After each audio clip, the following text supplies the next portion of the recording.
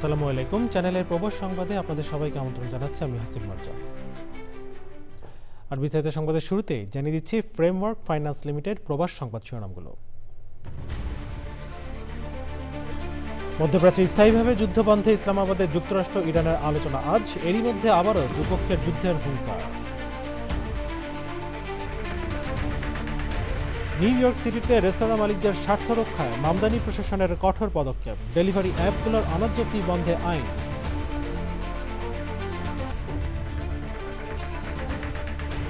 এবং গাজায় Israeli drone হামলায় আল জাজিরার সাংবাদিক নিহত, যুদ্ধ শুরুর পর থেকে 262 সাংবাদিকের মৃত্যু।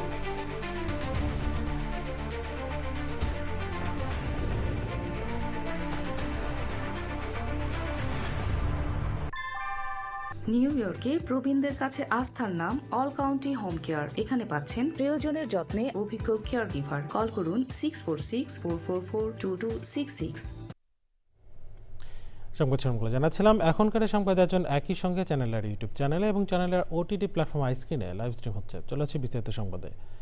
আনুষ্ঠানিক যুদ্ধবিরতির ঘোষণা হলেও মধ্যপ্রাচ্যে চলমান যুদ্ধ আরও জটিল আকার ধারণ করছে।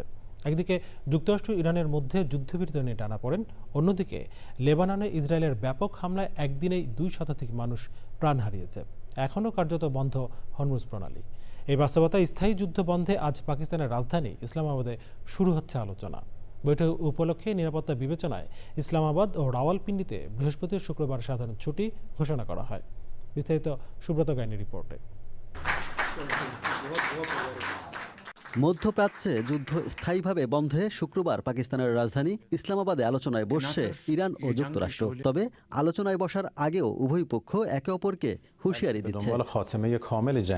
মার্কিন প্রেসিডেন্ট ডোনাল্ড ট্রাম্প বলেছেন, যুদ্ধবিরতি চুক্তি পুরোপুরি বাস্তবায়ন না হওয়া পর্যন্ত ইরান ঘিরে সব মার্কিন জাহাজ, উড়োজাহাজ এবং সামরিক সদস্য মোতায়েন থাকবে। চুক্তি লঙ্ঘন হলে আরও বড় ধরনের হামলার হুঁশিয়ারি দেন তিনি। যুক্তরাষ্ট্রের শীর্ষ সামরিক কর্মকর্তা বলেছেন, তেহরান সমঝোতায় পৌঁছাতে ব্যর্থ হলে মার্কিন সেনারা আবারও যুদ্ধ শুরু করতে প্রস্তুত। যুদ্ধবিরতি বাস্তবায়ন করতে হলে লেবাননে হামলা বন্ধ করতে হবে বলে মন্তব্য করেছেন ইরানের পররাষ্ট্রমন্ত্রী আব্বাস আরাকচি। তিনি বলেছেন, যুক্তরাষ্ট্র ও ইরান যুদ্ধবিরতি শর্ত স্পষ্ট ও পরিষ্কার। তবে যুক্তরাষ্ট্রকে এখন সিদ্ধান্ত নিতে হবে তারা সত্যিকারের যুদ্ধবিরতি চায় নাকি ইসরায়েলের মাধ্যমে যুদ্ধ চালিয়ে যেতে চায়। ইরানের পার্লামেন্টের স্পিকার মোহাম্মদ বাগের গালিবাব বলেছেন, ইরানের পরমাণু কর্মসূচি পুরোপুরি বন্ধের শর্ত দিয়ে যুক্তরাষ্ট্র চুক্তির অবমাননা করেছে। পাকিস্তানের ইসলামাবাদে ইরানের সঙ্গে আলোচনার জন্য প্রেসিডেন্ট ট্রাম্প তার বিশেষ প্রতিনিধি দল পাঠাচ্ছেন। প্রতিনিধি দলে থাকছেন ভাইস প্রেসিডেন্ট জেডি ভ্যান্স, ট্রাম্পের উপদেষ্টা স্টিভ উইটকফ এবং ট্রাম্পের জামাতা জ্যারেড কুশনার। পাকিস্তানের স্থানীয় সময় শুক্রবার সকালে এই আলোচনা শুরু হবে। স্থায়ী যুদ্ধবিরতি আলোচনার নিরাপত্তার স্বার্থে পাকিস্তানের ইসলামাবাদ ও রাওয়ালপিন্ডিতে বৃহস্পতিবার ও শুক্রবার সাধারণ ছুটি ঘোষণা এবং যানবাহনগুলোকে বিকল্প পথ ব্যবহার করতে বলেছে দেশটির সরকার। যুদ্ধবিরতি চুক্তি লঙ্ঘন করে লেবাননে হামলা অব্যাহত রেখেছে ইসরায়েলি সামরিক বাহিনী। রাজধানী বৈরুত সহ লেবাননের অন্যান্য এলাকায় বুধবারের হামলায় নিহত 2 শতাধিক ছাড়িয়েছে। ইসরায়েল দাবি করেছে তারা হিজবুল্লাহর প্রধান নাইম কাশেমের ভাতিজাকে হত্যা করেছে। আঞ্চলিক পরিস্থিতি নিয়ে ইরানের পররাষ্ট্রমন্ত্রী আব্বাস আরাকচির সঙ্গে টেলিফোনে কথা বলেছেন সৌদি আরবের পররাষ্ট্রমন্ত্রী ফয়সাল বিন ফারহান আল সৌদ। এছাড়া ইরান যুদ্ধ নিয়ে আলোচনা করতে সংযুক্ত আরব আমিরাতে গেছেন যুক্তরাজ্যের প্রধানমন্ত্রী কিয়ার স্টারমার। সুব্রত গাইন, চ্যানেল আই। যুক্তরাষ্ট্র ইসরায়েলের সঙ্গে ইরানের যুদ্ধ নিয়ে যখন রণাঙ্গনের রূপ নেয় গোটা মধ্যপ্রাচ্য, জ্বালানি সংকটে যখন বিপর্যস্ত বিশ্ব পর্দার আড়ালে, তখন বিশ্ববাসীর জন্য ত্রাণকর্তা হিসেবে আবির্ভূত হন পাকিস্তানের সেনাপ্রধান ফিল্ড মার্শাল আসিম মুনির। যুক্তরাষ্ট্র এবং ইরানের পররাষ্ট্রমন্ত্রীর সঙ্গে দফায় দফায় আলোচনার পর তাদের যুদ্ধবিরতিতে রাজি করাতে সমর্থ হন তিনি। তার উদ্যোগে স্বস্তির নিঃশ্বাস ফেলে গোটা বিশ্ব। বিস্তারিত এনামুল কবির রূপমের রিপোর্টে। যুদ্ধ বিমানের গর্জন, ক্ষেপণাস্ত্রের আওয়াজ আর গোলাবারুদের গন্ধ। অন্য পিঠে কূটনৈতিক উদ্যোগ। গত 28 ফেব্রুয়ারি ইরানে যুক্তরাষ্ট্র ও ইসরায়েলের হামলা এবং তেহরানের পাল্টা জবাবে বিশ্ববাসী দেখেছে ক্ষয়ক্ষতির চিত্র। একের পর এক তছনছ হয়েছে সামরিক ঘাঁটি আর বেসামরিক স্থাপনা। রণাঙ্গনে যখন মরিয়া উভয় পক্ষ, ঠিক তখন কূটনৈতিক উদ্যোগে পা বাড়ায় পাকিস্তান। রণাঙ্গনে লড়ে যাওয়া ইরান, ইসরায়েল, যুক্তরাষ্ট্র প্রকাশ্যে সংলাপ বা সমঝোতার কথা উড়িয়ে দিলেও গোপনে চলতে থাকে বার্তা আদান প্রদান। আর এই উদ্যোগে অসামান্য ভূমিকা রাখেন পাকিস্তানের সেনাপ্রধান আসিম মুনির। 2 সপ্তাহ ধরে নিরন্তর চেষ্টা চালিয়ে উভয় পক্ষকে রণাঙ্গন থেকে নিয়ে আসেন আলোচনার টেবিলে।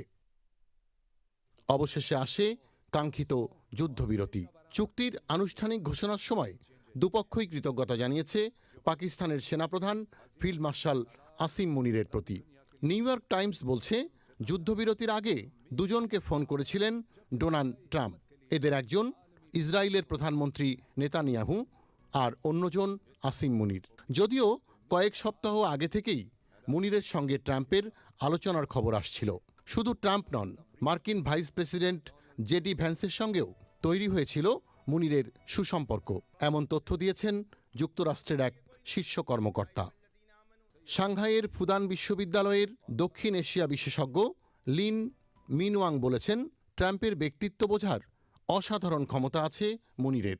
ট্রাম্প ব্যক্তিগত বন্ধুত্বকে মূল্য দেন, আর সেই সূত্রেই সফল মধ্যস্থতাকারী হয়ে ওঠেন মুনির। শুধু ওয়াশিংটন নয়, বেইজিংয়েও মুনির সমান সম্মানিত। গত জুলাইয়ে তিনি চীনের শীর্ষ কূটনীতিক ওয়াং ই ও ভাইস প্রেসিডেন্টের সঙ্গে বৈঠক করেন। চীনা পররাষ্ট্রমন্ত্রী ইসলামাবাদে গিয়েও মুনিরের সঙ্গে সাক্ষাৎ করেন এবং পাকিস্তানি সেনাবাহিনীকে চীন পাকিস্তান বন্ধুত্বের অটল রক্ষক বলে প্রশংসা করেন। পাকিস্তানের সামরিক গোয়েন্দা সংস্থা ইন্টার সার্ভিস ইন্টেলিজেন্স ISI এর নেতৃত্ব দেওয়ার পর 2022 সালে পাকিস্তান সেনাবাহিনীর কমান্ড গ্রহণ করেন আসিম মুনির। Enamul Kabir Rupam, channel I. প্রধানমন্ত্রী তারেক রহমানের সাথে সৌজন্য সাক্ষাৎ করেছে অস্ট্রেলিয়ার parliament house of representative speaker Milton ডিকের নেতৃত্বে একটি প্রতিনিধি দল। দুপুরে জাতীয় সংসদ সচিবালয়ে প্রধানমন্ত্রীর কার্যালয়ে এই সাক্ষাৎ হয়। এ সময় সেখানে ছিলেন জাতীয় সংসদের deputy speaker Kaiser Kamal, chief whip Nurul Islam, পররাষ্ট্র প্রতিমন্ত্রী শামা ওবায়দ সহ অন্যরা।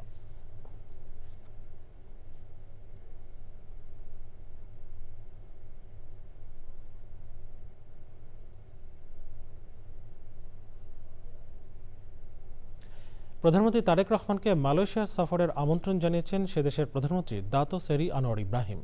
প্রবাসী কল্যাণ ও বৈদেশিক কর্মসংস্থান মন্ত্রী আরিফুল হক চৌধুরী মালয়েশিয়ার পুত্রাজায়ায় সে দেশের প্রধানমন্ত্রী দাতো সেরি আনোয়ার ইব্রাহিমের সঙ্গে সাক্ষাতের সময় বাংলাদেশের প্রধানমন্ত্রীকে সফরের আমন্ত্রণ জানানো হয়। এ সাক্ষাতে দুই দেশের দ্বিপাক্ষিক বাণিজ্য বিনিয়োগ বৃদ্ধি, অর্থনৈতিক সম্পৃক্ততা বাড়ানো, শিক্ষা খাতে সহযোগিতার সুযোগ, শিক্ষক বিনিময় এবং একাডেমিক সহযোগিতা নিয়ে আলোচনা হয়।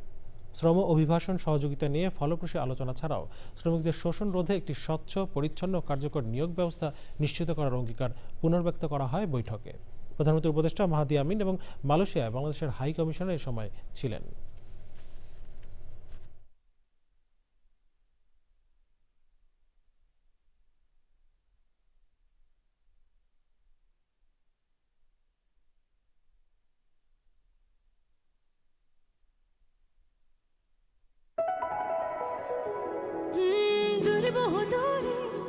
চলো হারিয়ে যাই তুমি আমি দুজনে মিলে,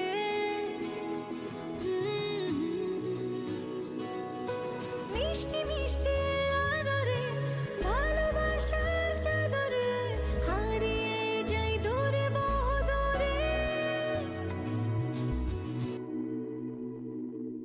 লালা এভাবেই হারিয়ে গিয়ে ফিরে আসার গল্পগুলো বুনি শাহজালাল ফুড প্রোডাক্টসের বিস্কুট এবং ড্রাই ফ্রুটের সাথে। শাহজালাল, ঐতিহ্যের অনন্য স্বাদ, বিশ্বময়। এবারে যুক্তরাষ্ট্রের সংবাদ।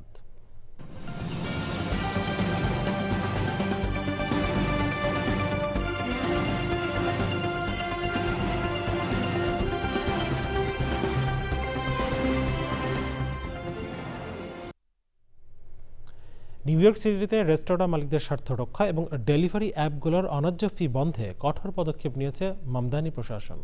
নির্ধারিত সীমার অতিরিক্ত ফি আদায় করে ব্যবসায়ীদের আর্থিক ক্ষতির মুখে ফেলার দায়ে ডেলিভারি অ্যাপের বিরুদ্ধে কঠোর আইন প্রয়োগ করেছে department of consumer and worker protection. New York থেকে সুজন আহমেদের পাঠানো তথ্য ভিডিওতে রিপোর্ট করছেন মীর আমিরুল ইসলাম। পৃথিবীর ব্যস্ততম শহর নিউ ইয়র্কের রাস্তায় চোখ ফেরালেই দেখা যায় ফুড ডেলিভারি। কাজের ব্যস্ততা কিংবা পছন্দের খাবার যে যার প্রয়োজন মতো হাতের মুঠোয় পেয়ে যান সব। তবে তদন্তে দেখা গেছে নিউ ইয়র্ক সিটির বিদ্যমান ফ্রি অ্যাপ আইন লঙ্ঘন করেছে। অনেক ক্ষেত্রে অভিবাসী মালিকানাধীন ক্ষুদ্র রেস্তোরাঁগুলো থেকে হাজার হাজার ডলার অবৈধ ও অপ্রয়োজনীয় ফি আদায় করছে কোম্পানি। মহামারী পরবর্তী সময়ে যেখানে ক্ষুদ্র ব্যবসায়ীরা ঘুরে দাঁড়ানোর চেষ্টা করছেন, সেখানে এই ধরনের অবৈধ ফি তাদের অস্তিত্বের সংকটে ফেলেছে। এমন পরিস্থিতিতে নির্ধারিত সীমার অতিরিক্ত ফি আদায় করে ব্যবসায়ীদের আর্থিক ক্ষতির মুখে ফেলার দায়ে ডেলিভারি অ্যাপের বিরুদ্ধে কঠোর আইন প্রয়োগ করেছে department of consumer and worker protection. কোনো ডেলিভারি অ্যাপ কোম্পানির বিরুদ্ধে ব্যবসায়ীদের স্বার্থ ক্ষুণ্ণ করার দায়ে এটিই প্রথম সরাসরি আইনি ব্যবস্থা। When businesses seek to circumvent and violate both existing and new junk fee rules, SAM will have my full backing to pursue enforcement actions. We are also signing a second executive order to crack down on subscription tricks and traps. I am directing DCWP to monitor, investigate, and enforce violations related to these very tricks and traps. We will make recommendations to the City Council so that we can devise legislative solutions to these deceitful practices. And we will coordinate with our partners. এই পদক্ষেপটি অন্যান্য delivery অ্যাপগুলোর জন্য একটি সতর্কবার্তা। সিটির আইন অনুযায়ী কোনো অ্যাপ নির্দিষ্ট সীমার বেশি কমিশন বা ফি নিতে পারবে না। এই প্রথম ব্যবসায়ীদের পক্ষ হয়ে কোনো অ্যাপের বিরুদ্ধে সরাসরি ব্যবস্থা নেয়ায় সাধারণ ব্যবসায়ীদের মধ্যে স্বস্তি ফিরেছে। Desk report, channel I. Iran যুদ্ধের পর ন্যাটো থেকে সরে আসার ইঙ্গিত দিয়েছে ট্রাম্প প্রশাসন। হোয়াইট হাউসের ব্রিফিংয়ে প্রেস সেক্রেটারি ক্যারোলিন লেভিট বলেছেন, যুক্তরাষ্ট্র ইসরায়েলের ইরান বিরোধী যুদ্ধ ছিল একটি পরীক্ষা, যেখানে ন্যাটো প্রত্যাশা পূরণে ব্যর্থ হয়েছে। যদিও এর মধ্যে ট্রাম্প ও ন্যাটো মহাসচিবের বৈঠকও হয়েছে। পান্না আক্তার জানাচ্ছেন বিস্তারিত। ইরান যুদ্ধকে কেন্দ্র করে যুক্তরাষ্ট্র ও ন্যাটোর সম্পর্ক নতুন করে উত্তেজনার মুখে পড়েছে। ডোনাল্ড ট্রাম্প প্রশাসন এখন জোটটি থেকে সরে যাওয়ার সম্ভাবনাও বিবেচনা করছে বলে ইঙ্গিত মিলেছে। 8 এপ্রিল বুধবার হোয়াইট হাউসের ব্রিফিংয়ে প্রেস সেক্রেটারি ক্যারোলিন লেভিট বলেন, যুক্তরাষ্ট্র ও ইসরায়েলের ইরান বিরোধী যুদ্ধ ছিল একটি পরীক্ষা, যেখানে ন্যাটো প্রত্যাশা পূরণে ব্যর্থ হয়েছে। তার অভিযোগ, যুক্তরাষ্ট্র দীর্ঘদিন ধরে জোটের নিরাপত্তা ব্যয় বহন করলেও সদস্য দেশগুলো সরাসরি সাময়িক সহায়তায় এগিয়ে আসেনি। I have a direct quote from the President of the United States on NATO, and I will share it with all of you. They were tested and they failed. এই বক্তব্যের পরই ট্রাম্পের সঙ্গে ন্যাটোর মহাসচিব মার্ক রুটের বৈঠক হয়। বৈঠক শেষে রুট বলেন, আলোচনা ছিল খোলামেলা এবং তিনি ট্রাম্পের উদ্বেগ মনোযোগ দিয়ে শুনেছেন। তিনি আরও জানান, ন্যাটো দেশগুলোর লজিস্টিক সহায়তা ও ঘাঁটি ব্যবহারের মাধ্যমে সহযোগিতা করেছে। ইরান ইস্যুতে যুক্তরাষ্ট্র একতরফা পদক্ষেপ নেওয়ায় ইউরোপীয় মিত্রদের সঙ্গে দূরত্ব বেড়েছে। অনেক দেশ সরাসরি যুদ্ধে অংশ নিতে অনাগ্রহ দেখানোই ট্রাম্প প্রশাসনের অসন্তোষ আরও বেড়েছে। These talks and discussions continue to happen at the highest level of our government. দ্বিতীয় মেয়াদে ক্ষমতা ফেরার পর থেকেই ট্রাম্প ন্যাটো সদস্যদের প্রতিরক্ষা ব্যয় বাড়াতে চাপ দিয়ে আসছেন। তার প্রভাবে সদস্যরা 2035 সালের মধ্যে জিডিপির 5% পর্যন্ত ব্যয় বাড়ানোর অঙ্গীকার করেছে, যদিও তা বাধ্যতামূলক নয়। বিশ্লেষকদের মতে, যুক্তরাষ্ট্র যদি ন্যাটো থেকে সরে যায় তবে এটি পশ্চিমা নিরাপত্তা ব্যবস্থার জন্য বড় ধাক্কা হবে, কারণ জোটটির কার্যকারিতা অনেকটাই যুক্তরাষ্ট্রের সামরিক ও অর্থনৈতিক ক্ষমতার উপর নির্ভরশীল। পান্না আক্তার, চ্যানেল আই। যুদ্ধবিরতিতে সম্মত হওয়ার পরই কঠোর হুঁশিয়ারি দিলেন মার্কিন প্রেসিডেন্ট ডোনাল্ড ট্রাম্প। তিনি জানিয়েছেন, যেসব দেশ ইরানকে সামরিক অস্ত্র সরবরাহ করবে, যুক্তরাষ্ট্র সেই দেশগুলো থেকে আমদানি করা পণ্যের ওপর তাৎক্ষণিকভাবে 50% শুল্ক আরোপ করবে। নিজের মালিকানাধীন সামাজিক যোগাযোগ মাধ্যম ট্রুথ সোশ্যালে দেওয়া পোস্টে ট্রাম্প একথা বলেছেন। দীর্ঘদিন ধরেই চীন ও রাশিয়া ইরানকে সামরিক সক্ষমতা বৃদ্ধিতে সহায়তা করে আসছে। বিশেষ করে যুক্তরাষ্ট্র ইসরায়েলি চাপ মোকাবেলায় তারা ইরানকে ক্ষেপণাস্ত্র, আকাশ প্রতিরক্ষা ব্যবস্থা এবং দ্বৈত ব্যবহারযোগ্য প্রযুক্তি সরবরাহ করে থাকে। যুক্তরাষ্ট্রের নিউ জার্সি স্টেটের আটলান্টিক সিটিতে বাংলাদেশ অ্যাসোসিয়েশন অব সাউথ জার্সির উদ্যোগে বৈশাখী মেলার প্রস্তুতি সভা হয়েছে। সভায় বিএএসজের ট্রাস্টি বোর্ডের সভাপতি আব্দুর রফিক, সাধারণ সম্পাদক জাকিরুল ইসলাম খোকা, বৈশাখী মেলার আহ্বায়ক মনিরুজ্জামান, সদস্য সচিব বেলাল হোসেন ভুইয়া, তত্ত্বাবধায়ক আব্দুর রহিম ও অন্যান্যরা মেলার প্রস্তুতি নিয়ে আলোচনা করেন। প্রবাসী বাংলাদেশিদের সপরিবারে মেলায় অংশগ্রহণের জন্য আমন্ত্রণ জানান তারা। 21 এপ্রিল মঙ্গলবার BASJ এর উদ্যোগে বৈশাখী মেলা অনুষ্ঠিত হবে। ওই দিন বিকেল 4:30 থেকে রাত 12টা পর্যন্ত বাংলাদেশ কমিউনিটি সেন্টারে মেলার বিভিন্ন আয়োজনের মধ্যে থাকছে কথামালা, সঙ্গীত, আবৃত্তি ও বৈশাখী আড্ডা। এবার অন্যান্য সংবাদ। জীবিকার সন্ধানে ইউরোপের বিভিন্ন দেশে পাড়ি জমানো বাংলাদেশিদের একটি অংশ পর্তুগালের দক্ষিণ পশ্চিমাঞ্চলের ছোট্ট শহর ভিলা নোভা দে মিল ফন্টেসে বসতি করেছেন। কৃষিকাজ, রেস্তোরাঁ, হোটেল ব্যবসা, নির্মাণ শিল্প এবং পর্যটন সহ নানা কাজে যুক্ত হচ্ছেন প্রবাসীরা। সেখানে গড়ে ওঠা প্রবাসীদের জীবনযাত্রার গল্প জানাচ্ছেন পর্তুগাল প্রতিনিধি হাফিজ আল আসাদ।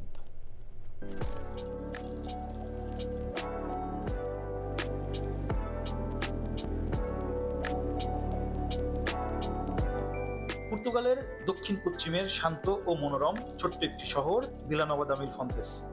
আটলান্টিক মহাসাগরের তীরে শহরটি পর্যটকদের কাছে দীর্ঘদিন ধরেই বেশ জনপ্রিয়। মাত্র ৭৬.৪৮ বর্গ কিলোমিটারের আয়তনের শহরটিতে বর্তমানে বসবাস করছেন প্রায় ৬,০০০ মানুষ। তবে সম্প্রতি বছরগুলোতে শহরটিতে এসেছে বেশ কিছু পরিবর্তন। এখানে বসতি গড়েছেন প্রবাসী বাংলাদেশিরা, শুরু করেছেন নতুন জীবনের গল্প। এই যে পর্তুগিজরা ওরা অনেক ফ্রেন্ডলি, যার কারণে আমরা ব্যবসা অনেক সহজভাবে করতে পারতেছি। এখানে অনেক মানুষ আসে কৃষি নির্ভর ভূমি, যেহেতু এখানে কৃষি কাজ করে এবং তার জীবিকা নির্বাহ করে। এখানে কেউ কৃষিকাজ, রেস্তোরাঁ, হোটেল, নির্মাণ শিল্প ও পর্যটকের সঙ্গেও যুক্ত হচ্ছেন অনেকেই আবার স্থানীয় ব্যবসায়ীদের সঙ্গেও কাজ করছেন। আবার কেউ কেউ ধীরে ধীরে নিজস্ব ব্যবসার স্বপ্নও দেখছেন। এখানকার জীবনযাত্রা তুলনামূলক শান্ত ও নিরাপদ, কম বাসা ভাড়া, কাজের পরিবেশ সৃষ্টি এবং বন্ধুত্বপূর্ণ হওয়ায় অনেকেই বেছে নিচ্ছেন এই শান্ত শহরটিকে। লিসবনের তুলনায় আমাদের বেদা মিল ফন্টেস এরিয়াতে কাজের চাহিদা অনেক বেশি, পরিবেশ অনেক সুন্দর। স্থানীয় প্রশাসন ও বাসিন্দারাও এই পরিবর্তনকে ইতিবাচকভাবে দেখছেন।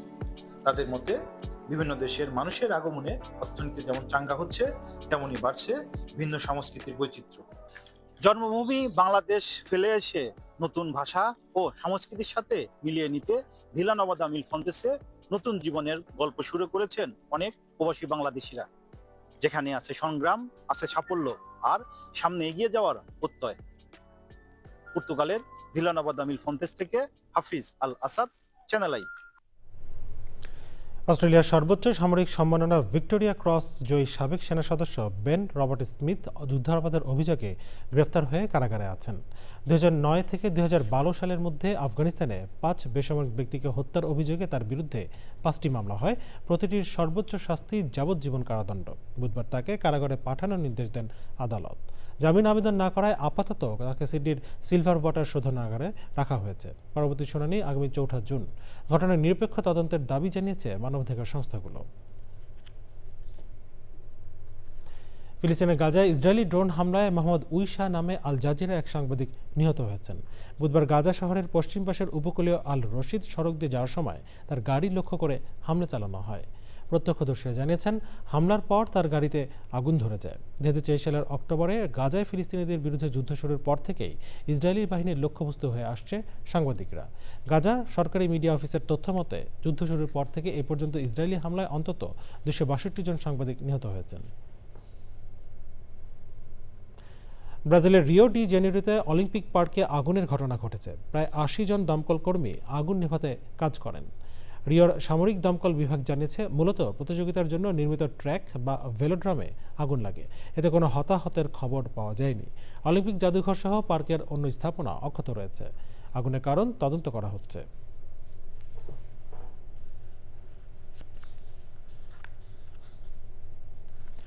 দক্ষিণ স্পেনে প্রথমবারের মতো ভিডিওতে ধরা পড়েছে ক্রাপ্টোড্রাসাস মাইকেল আই নামে এক নতুন প্রজাতির ক্ষুদ্র মাকড়সা।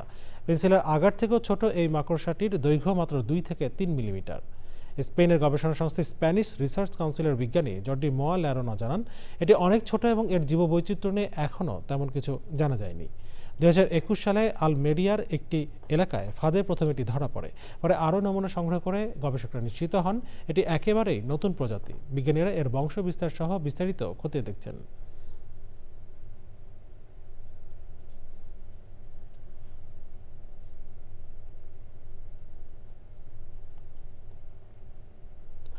ক্যালিফোর্নিয়ার বে এরিয়ার সান্তা ক্লারা ইউনিভার্সিটিতে আয়োজিত করি ও কোমলের 10ম বর্ষপূর্তিতে অনুষ্ঠিত হয়েছে গানের সুরে মুক্তি। অনুষ্ঠানে বিশেষ অতিথি শিল্পী ছিলেন কানাডার ক্যালগেরির রবীন্দ্রসঙ্গীত শিল্পী তীর্থ সাহা। অনুষ্ঠানটির সার্বিক পরিচালনা ছিলেন নন্দিতা ইয়াসমিন। প্রয়াত শিল্পী সাদি মোহাম্মদ এর স্মৃতির প্রতি শ্রদ্ধা জানিয়ে অনুষ্ঠান শুরু হয়। এরপর ছিল করি ও কোমলের ছাত্রছাত্রীদের পরিবেশনা। অনুষ্ঠানের শেষ পর্বে সঙ্গীত পরিবেশন করেন শিল্পী নন্দিতা ইয়াসমিন এবং তীর্থ সাহা। নৃত্যে ছিলেন অপর্ণা কানুনগো। বে এরিয়ার দর্শকদের এক মনোমুগ্ধকর রবীন্দ্রসঙ্গীত সন্ধ্যা উপহার দেয় করি ও কোমল।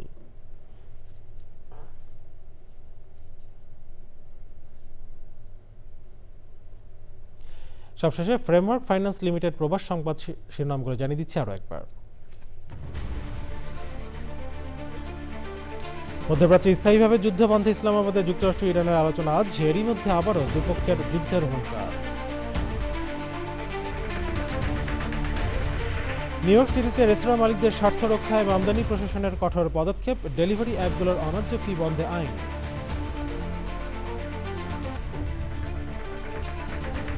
এবং গাজায় ইসরায়েলি ড্রোন হামলায় আল জাজিরার সাংবাদিক নিহত। যুদ্ধ শুরুর পর থেকে 262 জন সাংবাদিকের মৃত্যু।